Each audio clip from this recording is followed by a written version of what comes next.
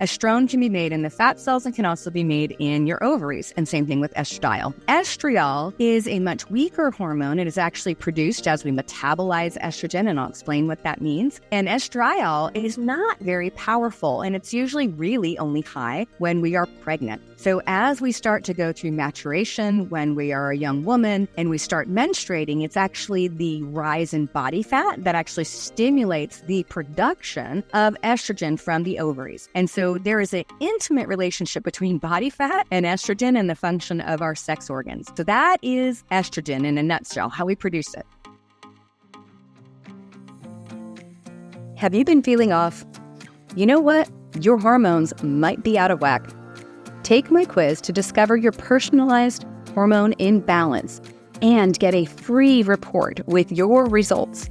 Learn what's really going on with your hormones and start feeling like yourself again. Just visit the website quiz.hormoneshelp.com to take the hormone quiz now. So there are a lot of stereotypes and myths and stories about fat loss in women over 40. And I'm afraid you might be falling for a few of them. So today we're going to go through 6 myths about fat loss in women over 40. Specifically, we're going to talk about the hormones that play with fat loss, how the changes in our sex hormones may be altering that actual function. And we're going to talk a little bit about the fat mobilization hormone, adiponectin, and how insulin resistance and metabolic resistance may actually be thwarting some of your efforts and what you can do about it. So join me on Menopause Mastery while we dig into these myths. So the first myth I want to cover today is the idea that everyone, including every woman, would lose weight on a low-carb, high-protein diet. So the first thing is, I can tell you from my own experience, I was very much into bodybuilding and weightlifting in my late 20s and early 30s.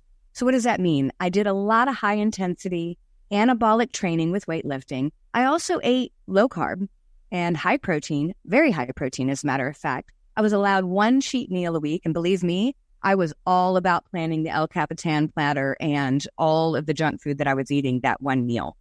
So I ate very low carb, high protein for years. And to be honest, a really intense exercise routine, working out 6 days a week, usually lifting and lifting heavy, and then eating very low carb and eating somewhere between 100 and 120 grams of protein a day, did help me maintain my body weight.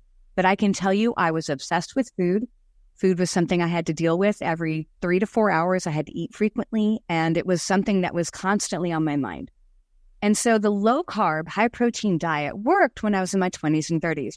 So what is different when we turn 40 and above? So the first thing that we know is obviously our hormones are changing. You can just look at a 20-year-old woman and look at a 40-year-old woman, and you can tell there's a difference between our hormones. So as we hit 40, we get radical changes in things like estrogen and progesterone, which are the 2 primary hormones that make us females. And those hormones start to shift in our 40s, and that's why we see things like fertility issues that start to pop up when we're in our actually late 30s and early 40s, and it's because one of the hormones, progesterone, is declining. So we have a significant hormonal indifference that is happening when we're over 40. And then if you're like me and you're over 50, most of the times estrogen has now nosedived and we've gone through menopause, and now we have a significant change to hormones. So where does that play a role with cutting carbs and eating high protein? So the idea of cutting carbs and eating high protein means that we are trying to change the way the body manages glucose, which is your blood sugar, and the hormone whose primary job is to control that, insulin. So the first thing to understand is if I eat a high carbohydrate meal, so if I'm eating foods that are packaged, boxed, or labeled that contains a high amount of either sugar, high fructose corn syrup, or foods that are made predominantly out of grains that have been milled and processed into processed foods, I'm going to get a significant rise in carbohydrate content, and I'm going to have a significant rise in my glucose. So when I eat those foods, I'm going to have a significant rise in insulin, which insulin's job, it's a hormone made by the pancreas, and its job is to pick up glucose, your blood sugar, and take it to the cells to get burned, or take it for storage to the fat cells. So when I eat a high-protein, low-carb diet, essentially the first step of what's happening is I'm reducing the carbohydrates available to the bloodstream, which means I'm going to reduce insulin.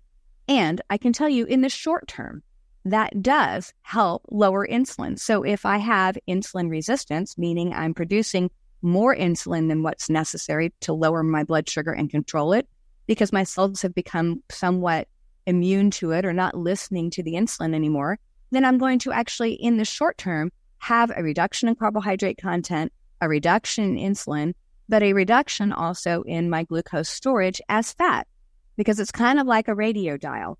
We can spend 70% of our calories that are carbohydrate content and burn them as fuel, but as we become more insulin resistant, what happens is that fuel then becomes fat.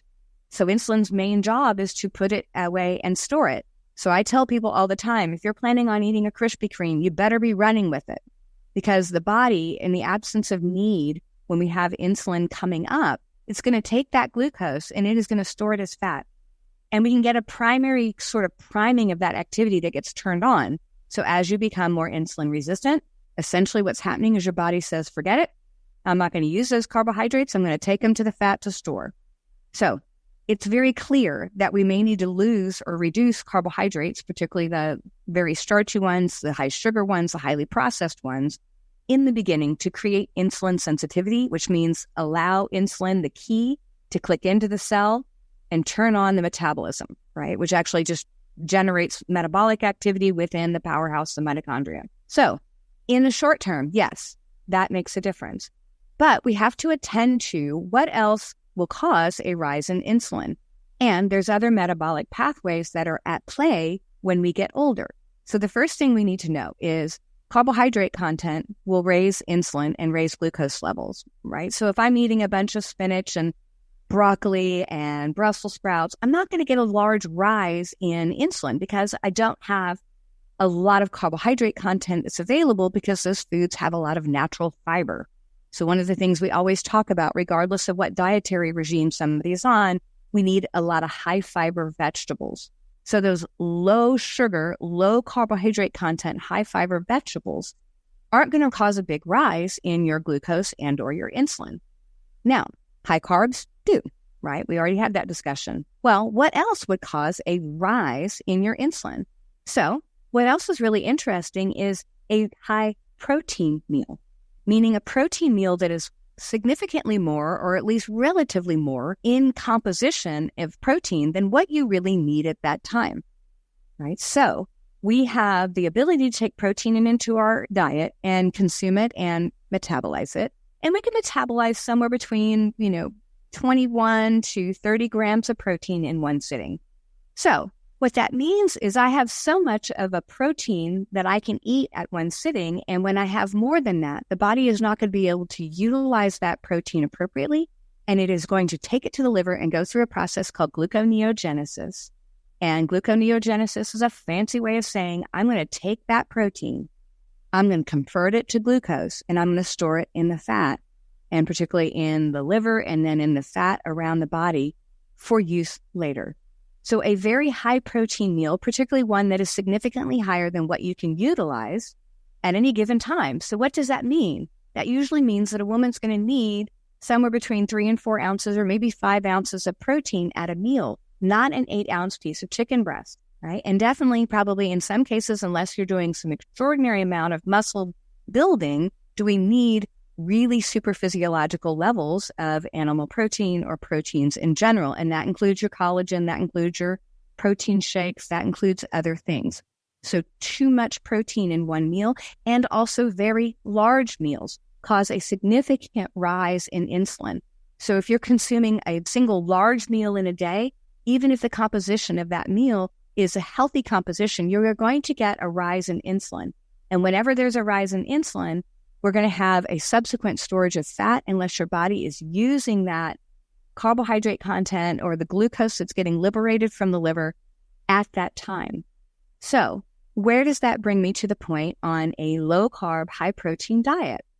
If I'm a woman and I've been doing a low-carb, high-protein diet for a really long time, consuming very large quantities of protein at different meals, I may have been stimulating gluconeogenesis, so the conversion of basically proteins, the amino acids, into carbohydrate as glucose to be stored as fat.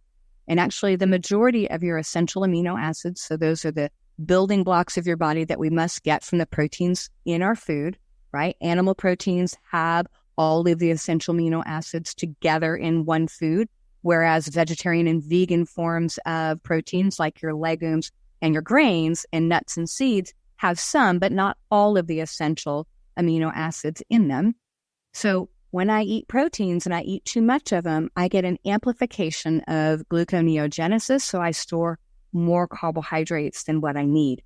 And as women go through menopause, the activity of gluconeogenesis, so the production of glucose at the liver out of amino acids, your proteins, is actually amplified. So we become better at that as we get older. So what may have worked for me when I was 20 and 30, when I was eating a lot of protein but fairly low carb, may have set me up to where I was more stimulated or more turned on to use those proteins as fuel to take to the liver to make more glucose to store as triglycerides in the fat cells.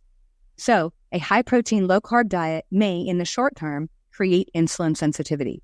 However, in the liver and in a body of a perimenopausal woman, I may be stimulated to actually utilize that protein and make carbohydrate glucose out of it and store it as fat. So I can tell you, in my 17 years of practice, I have routinely seen women, and I would say it's probably 30 to 40% of the women that come to me over 40 that may have multitude of health conditions, but one of the things they want to work on is they want to try and lose some body fat. Almost all of them routinely are eating a high-protein, low-carb diet, and then they're doing number two, the next thing I want to talk about. So their diet may actually be stimulating more glucose production by the liver, or they may be overeating proteins at one meal and getting too much in a serving that is actually getting utilized in the body differently. So number two, there is a misconception that all women will lose weight from a high-intensity interval workout. Now, much like the insulin sensitivity discussion, if somebody has been doing nothing and hasn't been exercising at all, high-intensity intervals where we do training, where we go up to a high intensity and then bring the intensity back down, and there's many, many versions of that. My favorite is burst training and or Tabata, where we're doing a short duration of exercise with high intensity bursts, which are, 60 seconds or less. And then we have sort of a cool down period for a moment, and then we repeat the burst. But the length of that exercise is fairly short. The research looking at this, done by many different organizations, showed that we have a diminishing return on investment when we do high intensity intervals when it lasts more than 15 minutes, especially for really bursting. And so bursting means that we're exercising very, very intensely in that burst of activity, but it requires you to stop or at least slow back down to calm back down in a minute or less. So that is different than intervals where you might be doing an intensity for like 2 minutes and then relaxing for a minute and then going back up, right? So there's different forms of high intensity intervals. What I find clinically with my clients is often they're doing high intensity intervals, but they're overdoing it, right? They're taking classes that may be 45 minutes to 50 minutes that have these intervals built in, but they've got too many of them. They're too long. So the thing is, there's a fine line between eustress, which is good stress, and exercise would be considered eustress, and excessive stress, which is stress on the body, which causes oxidative damage, which causes the body to actually age more quickly and become more catabolic. So when we look at women who are over 40, in many cases, a lot of my women are the ones doing low carb, high protein, and they're exercising intensely 5-6 days a week. They're working out in the gym and lifting weights. They're also doing cardio, and they may even meet with a trainer. And the trainer's like, you got to do more because your metabolism has slowed down. And yes, that may be true that we have metabolic changes as we hit our 40s and above. What we don't want to be doing is creating a high stress environment for a body that may very well already be stressed out. And one of the things I do with my hormone reset program is we look at the genetics of each individual woman. The other thing that we know is genetically, some of us are designed to really work well with high intensity intervals, and some of us are actually better at doing low intensity exercise. more frequently and just a little bit of burst training or a little bit of intensity. And many of us and all of us would benefit from weightlifting, but the degree in which we do it, the length of time in which we do it, and the intensity in which we do it is highly variable in our genetics. So if I could take that and make a general statement to most women, if we're working out intensely and we're doing, classes that are these very intense interval training, we're doing that 3 days a week, and we're also lifting at the gym and walking every day, and we're not getting where we need to go, you may very well be driving a stress response that is making the body more catabolic. So you're actually tearing down muscle tissue and your body is not burning fat in that exercise. I see women all the time who have been lifting weights and doing high intensity interval and low carb training. And when they add up the calories they eat in a day, and they may be eating 1,200 calories, and then they add up what they burned in their high intensity workout, they burned 1,800 or 500 calories. If it was a simple mathematical equation, they should be dropping weight like nobody's business, but they aren't, right? So when we work out, we need to work out at the right intensity for the body at that time based on what the body needs. And we have to make sure that we're not being overly catabolic. And sometimes we are overtraining our body and we actually need to cut it back.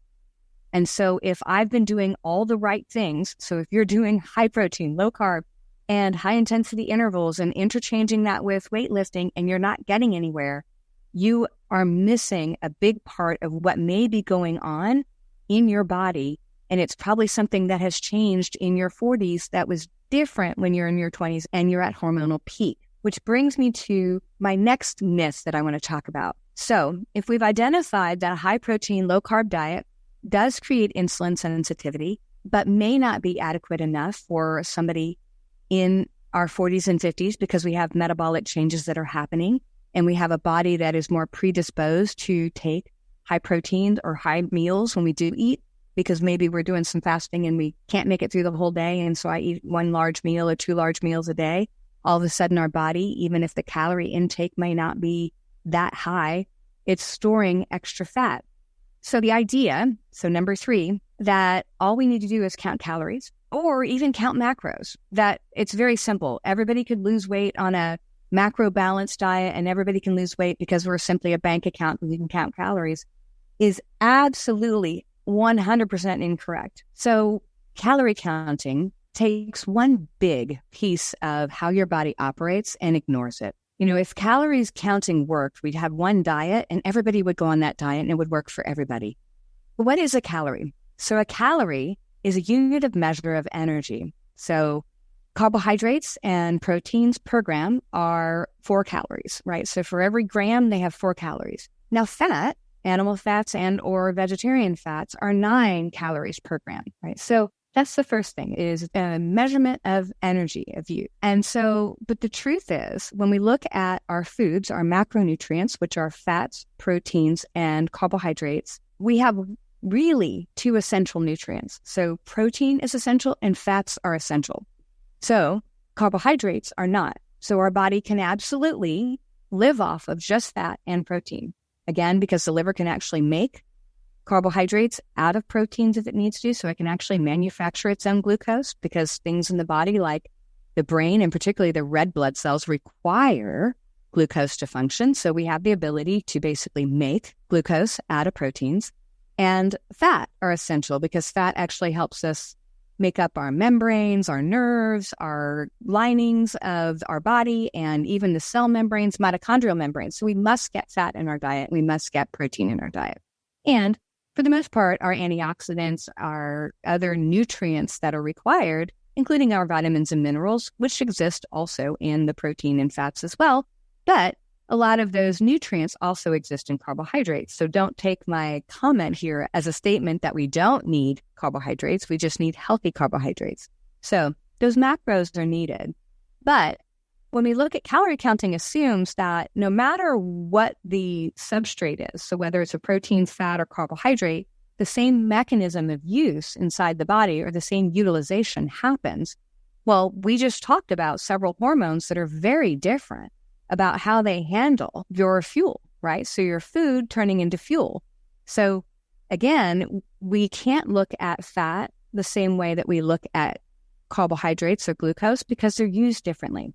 So, for instance, fat doesn't really raise insulin. So if I eat a big sliver of avocado or if I take a tablespoon of butter, I'm not going to get a rise in insulin when I eat it because insulin's not necessary for that food to metabolize.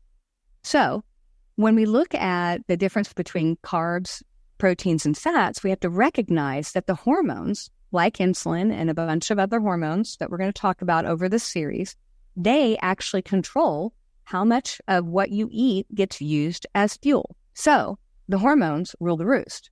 So we are not an oven. We are not a bank account. We are chemistry that either is optimized or not based on what the body perceives is going on and what your body needs. And many times the things that are broken or we perceive as broken because we're getting symptoms that we don't want is the body actually trying to manage something in the short term that may be giving us an outcome in the long term that we don't like, right? So calories count, but they count very little.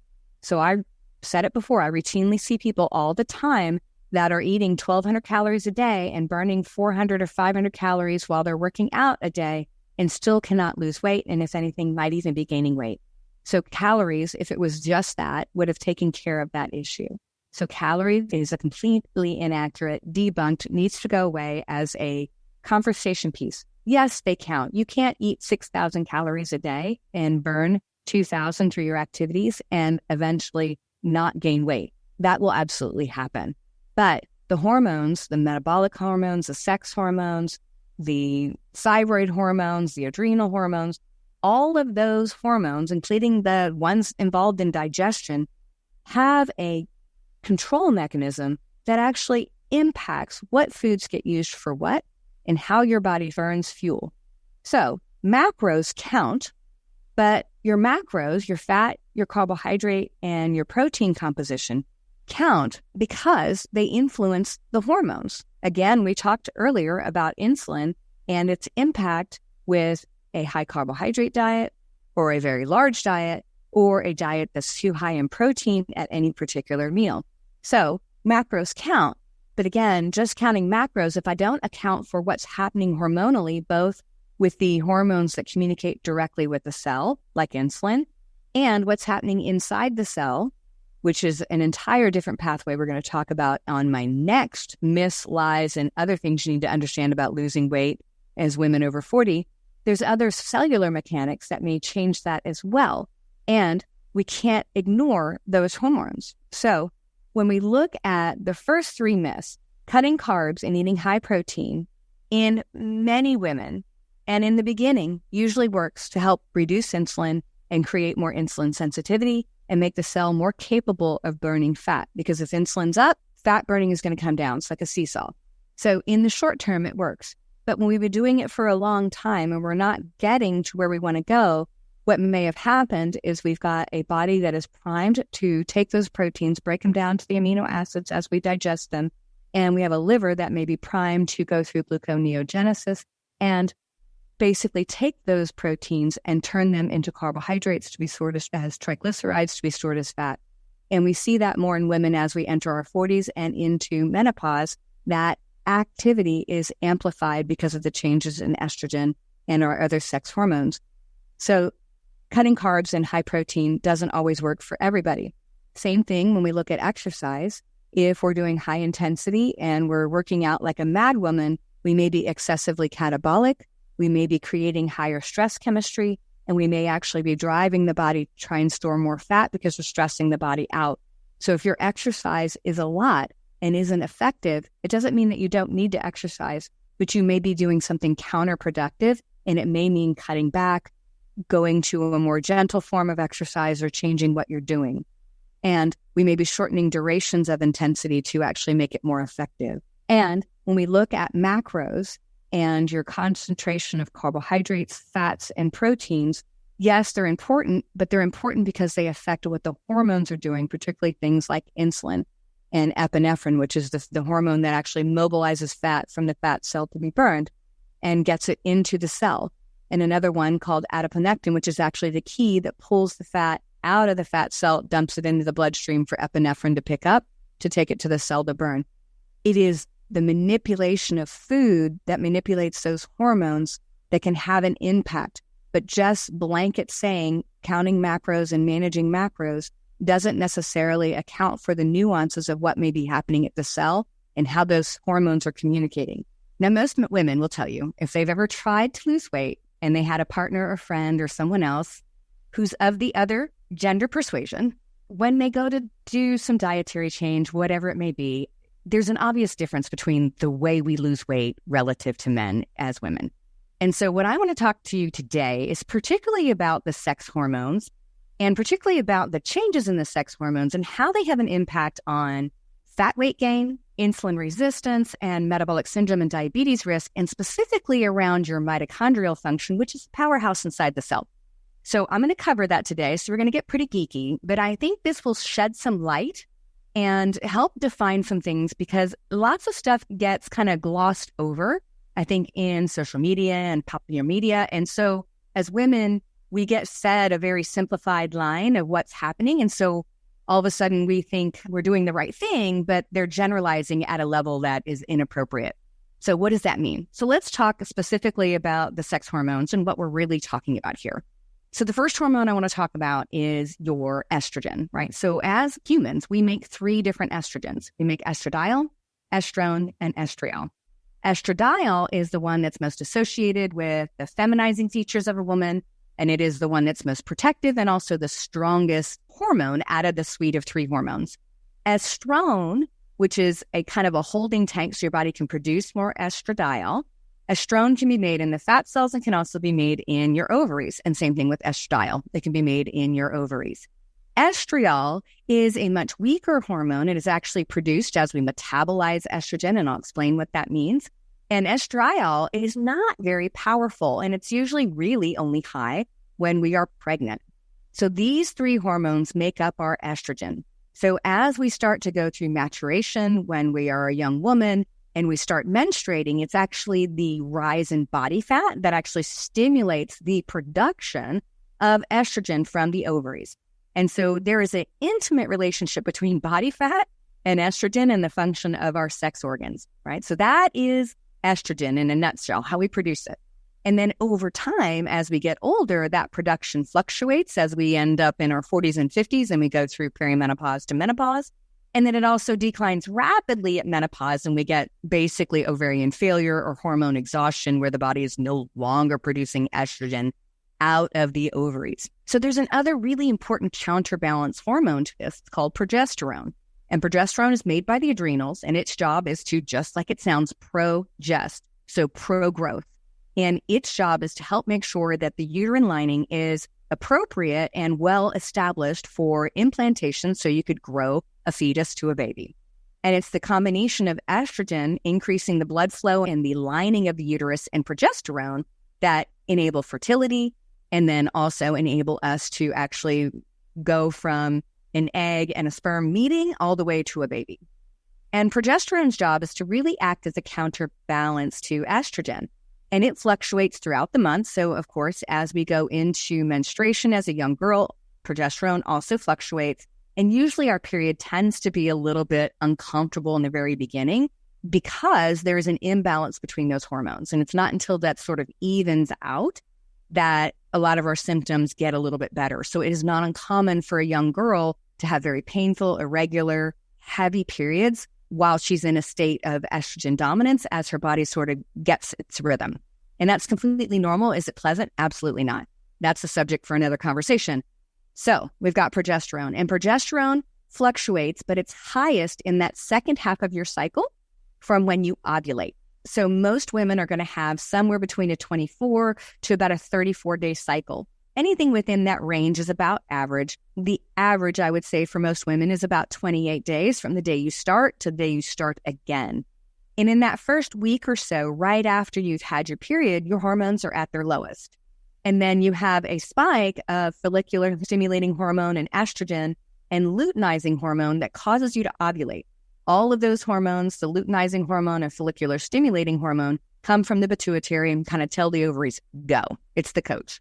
So that's when ovulation happens. And that's when the egg sort of pops out. Think of it as kind of a bat wing fighter popping out and, flying out to, out into space.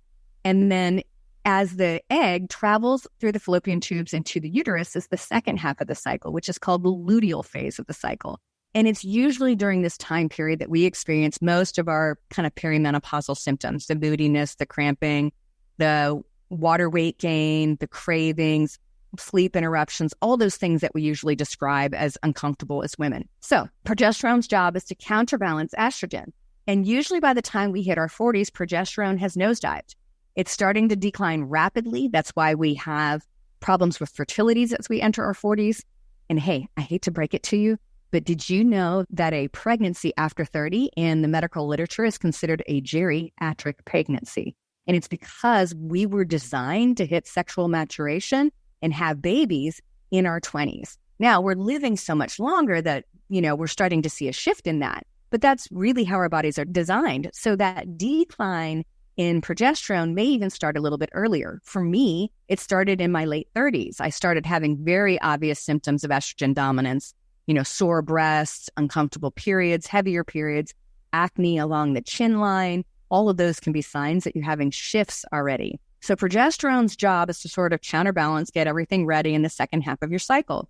And then at about day 28-ish, all of those hormones rapidly decline. And it's actually, interestingly enough, assumed to be the rapid decline in progesterone that may play a role in like menstrual migraines. Definitely the rapid decline in progesterone after having birth actually is considered part of the reasons why we might see some postpartum. So these hormones fluctuating have huge impacts across the body. Okay, so we have estrogen and progesterone. Now, we've got other hormones too that are sex hormones as women. We have our androgens, which are our male hormones. We have DHEA and testosterone are the primary ones, but there's several other ones.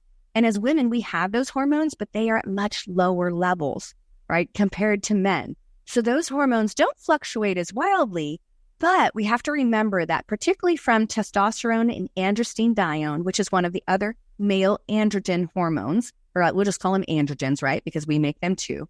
Those two hormones can go through an enzymatic process with an enzyme called aromatase, and they can make estrogen. So there's an interplay between testosterone, androstenedione, and the production of estrogen. So part of the reason why we actually have the onset of menses at the age we do is because as girls, as we gain body fat, that signals to the body, hey, I have enough body fat to carry a baby. So it is not uncommon if a girl is a little bit heavier and carries more body fat for her to start her period earlier. Likewise, on the flip side, if she's super, super lean, like an athlete, cross-country skier, gymnast, she may be so lean that her body won't start her period because she's not carrying enough body fat. Now, how does that happen? It's the body fat that contains that aromatase enzyme, and the body can actually take your androgens, your testosterone and androstenedione, and make estrogen out of it in the body fat. So it's that interplay here that sets the onset for menses. So I hope your scientific mind is already moving this way. So if that's what starts our period, what about the wildly changing hormones we get after 40? The fluctuation of estrogen, the loss of progesterone, probably the loss of androgen activity, or at least adequate testosterone. So we have a bunch of interplay there, and it affects the overall activity of the fat cells. So what the research shows is, number one, we have to have body fat in order to make estrogen, okay? That's a given. When we get into our late 30s and early 40s, as progesterone is declining, we see a change in the androgens and other things in the body. We actually see an increase in some activities. So what's interesting is, okay, we have this other hormone, insulin. And if you watched my other talks on the myths about weight gain in women over 40, you know that I talked a lot about insulin. And insulin has two jobs: to take fat to the cells to burn, especially muscle cells in the brain, and it also takes it to store. So it can package it in the fat cells and make it into fat. So as we get more body fat, we get more insulin, we become more insulin resistant. So we're not listening to it as much, so we have to make more. But high insulin affects a thing called sex hormone-binding globulin. And what happens is, so sex hormone-binding globulin, think of it this way: it's the taxi cab that drives testosterone around. So our hormones have transport, and So it gets into a taxicab, and then testosterone needs to get let out of sex hormone-binding globulin so it can go out and do its action. So what's interesting, sex hormone-binding globulin is very much tied to high estrogen levels and vice versa. So as you become more insulin resistant, or you get higher and higher insulin levels, particularly post-meals, it's also going to lower the amount of sex hormone-binding globulin, so the taxicabs that can drive around testosterone. This causes a dump of estrogen to your symptoms or system. So we dump more estrogen into your system, and it contributes to feelings of estrogen excess and symptoms of estrogen excess. Things like I mentioned, sore breasts, heavy periods, fibroids, painful periods, moodiness, sleep interruption. So it's the increase in insulin that actually drives some of that estrogen dumping that's already happening in the body, right? So we get an estrogen excess and we get an insulin resistance that are feeding off each other. So what happens to a woman when she's in her 40s? We already have a decline in progesterone. However, it's not that simple. So progesterone at really high levels, like the second part of your pregnancy, also is what causes the weight gain, significant weight gain that you see during pregnancy. So excess progesterone will also drive insulin resistance also. However, in most instances, because our progesterone drops so much more early than estrogen, we see sort of a mellowing effect of that. So it's not very common for a woman in her 40s to be progesterone excessive. So it's usually not what's driving maybe the insulin resistance and the weight gain. It's usually that sort of loss of progesterone and the excessive amount of estrogen and the excessive insulin resistance that comes from that, and the lowering of sex hormone binding globulin. So most of the time that's accounted for. However, what I often see is people may get put on progesterone prophylactically in their 40s. They may not be fluctuating that level. They may be over supplemented.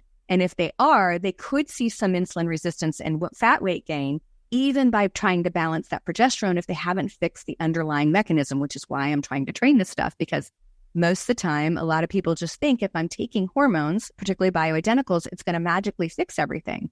But the problem is you've got the hormones, but you've got the mechanisms underneath happening at the cells themselves that really affect us, right? So let me kind of recap that. Excessive progesterone supplemented in somebody that's in, let's say, perimenopause in their 40s, where they may be getting too much of it all the time and other things can cause weight gain. But for most women, it's the excess of estrogen coupled with an inherent insulin resistance that has happened over time, either because of diet, lifestyle, sleep problems, or maybe you're a little bit PCOS or you've got other hormone problems that may be contributing to it. But that causes weight gain, right? So those things cause weight gain. So it is the interplay between insulin and estrogen that also affect it. So there's a couple other things that we know. We have receptors for all of our hormones. So all of our hormones have receptors. That means they have keyholes on cells that turn things on. And one of the things that we know is when a woman goes through menopause, the absolute loss of estrogen also can cause weight gain. So it is very well researched to show that women, once they go through menopause and they lose particularly estradiol, they actually have a greater risk for diabetes, central adiposity, which is a nice way of saying body fat around the middle, right? The muffin top, and weight gain, body composition changes. Actually, we also see things like a reduction in energy expenditure, a reduction in actual locomotion, which is a nice way of saying getting up and moving around. All those things start to occur because they have this change in hormones. So it's the excess of estrogen that happens in our 40s and the loss of estrogen that happens in menopause that can be driving some of our weight gain. And the interesting thing, one of the mechanisms your body is actually doing because you have lost the production of estrogen at your ovaries is it's making fat cells so you can make more estrogen out of your testosterone. And so therefore you get testosterone and androstenedione, you get an uptick in the actions of those hormones because you get a loss of sex hormone binding globulin. So that taxicab that drives testosterone around, it declines with estrogen. So what little androgens you have can actually be utilized at the fat cells to make more estrogen. So it's this really fine dance of enough, not too much. And so again, what I often see in well-meaning practitioners is often they're sort of piecemealing hormones together and trying to drive things up. but they may be causing excessive weight gain, particularly in the woman that might be still cycling. So she hasn't completely petered out and gone through menopause yet, but her hormones are out of whack enough that just trying to add some testosterone and maybe some progesterone ongoing every day, always there at the same level, may be messing with the body's natural mechanism because their estrogen level is circulating wildly behind it. Because here's the thing, when your ovaries peter out, it's kind of like when you've got your ketchup bottle and you're trying to squeeze out the last little bit of ketchup, that you sort of squeeze it and you get like an even amount out. And then when it gets down to the bottom, you start squeezing it really hard and hitting it. And all of a sudden it goes, that's what your ovaries do. It's basically like a ketchup bottle. So it's inconsistent. So it's important to note that these hormones have to be in sync with each other. And it's the relative fluctuation of these hormones that drive it. So when we're looking at trying to manage weight gain and create weight loss that's lasting and permanent when we're over 40, we can't overlook the actions of progesterone, the estrogens, and testosterone, and the interplay of insulin. And so those all go together. So for every woman, regardless of the other hormone problems that you may have going on, which I'm going to cover in the next couple myths, your change in hormones, the sex hormones, is always going to be behind the scenes. It is always going to affect you in some way. Now, we all know women that go through perimenopause and menopause and have no real discernible problems. Maybe they don't gain weight, they don't have any mood issues, they feel great, they sleep fine. They may have some other underlying genetic and other predisposing activity that makes those fluctuations less wild. But some of us, like me, had wild fluctuations. I hated my 40s. And it was because there was all this stuff moving behind it. And I could put hormones in and sort of balance it out working with a practitioner, but it didn't necessarily fix all the underlying problems, which is why I went back to get my PhD. I was looking for a lot of things, but I really wanted to understand this complex interplay of hormones, particularly at the cells and the interplay between them, and why we get stuck with the crap, right? As women, it's not fair. We shouldn't have to get stuck with the crap. All right, so that was the major myth, right? So the major myth number 4 is you've got to look at your hormones. Number 5 is you've got to look at your relationship between your sex hormones, particularly estrogen, progesterone, and testosterone. And insulin is going to play with every single one of those. And to some degree, almost all of us have some level of insulin control that is aberrant or abnormal. We either are significantly insulin resistant or we have hyperinsulinemia after meals. So the insulin resistant person is the person that can eat particular foods, but their insulin has to go higher and higher to get the effort and the action of the cell. So you have to make more and more of it because your cell has been glucotoxic. It can't take anymore. It's overwhelmed.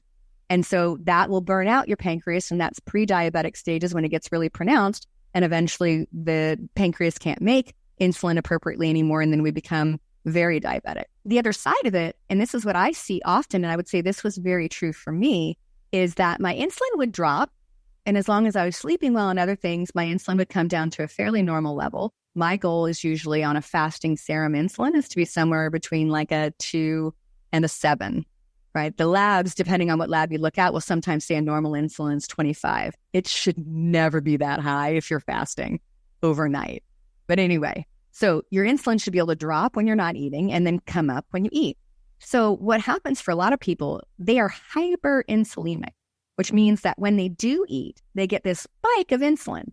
And if I'm already estrogen dominant or progesterone depleted or estrogen loss in menopause, that insulin is going to have a bigger effect. So when someone eats and they're hyperinsulinic, they're going to produce a ton of insulin post-meal. They may be able to go back down, but they're basically telling the body store fat first, right? So some people have good insulin control, but it's too excessive post-meal. And that's particularly the case in things like PCOS and estrogen-driven weight gain. We see a lot of that. So it's that interplay between the controls of insulin and those fat cells, and then the actions of testosterone and the production of estrogen at the fat cells that sort of get interplaying. And particularly when you're in menopause, they really play together. All right. So that's hormone number 3. So that's your next, I guess, what you would say, myths about weight gain in women over 40. So to recap, it is the loss of or the excess of estrogen that happens in perimenopause and menopause. that causes a insulin resistance and a insulin control mechanism that tells the body to store fat first. And it's the relative ratio progesterone and estrogen together in their fluctuation throughout the month that controls that mechanism. And too much of any one of those hormones is inappropriate. And as we go through menopause, we have the loss of estrogen, which changes sex hormone-binding globulin, the taxicab for testosterone, which allows testosterone to be available so your fat cells can make more estrogen because your ovaries have petered out. So thanks for listening. Thank you so much for tuning in to the Menopause Mastery Podcast. You are why I'm here, and I am so very grateful. Hit subscribe so you don't miss any wisdom on creating the most exceptional life on our terms. If this episode has helped you in any way, please share it with a friend to spread the love, and together we rise. You can follow me on social media at Betty Murray, PhD, and you can reach me online at bettymurray.com.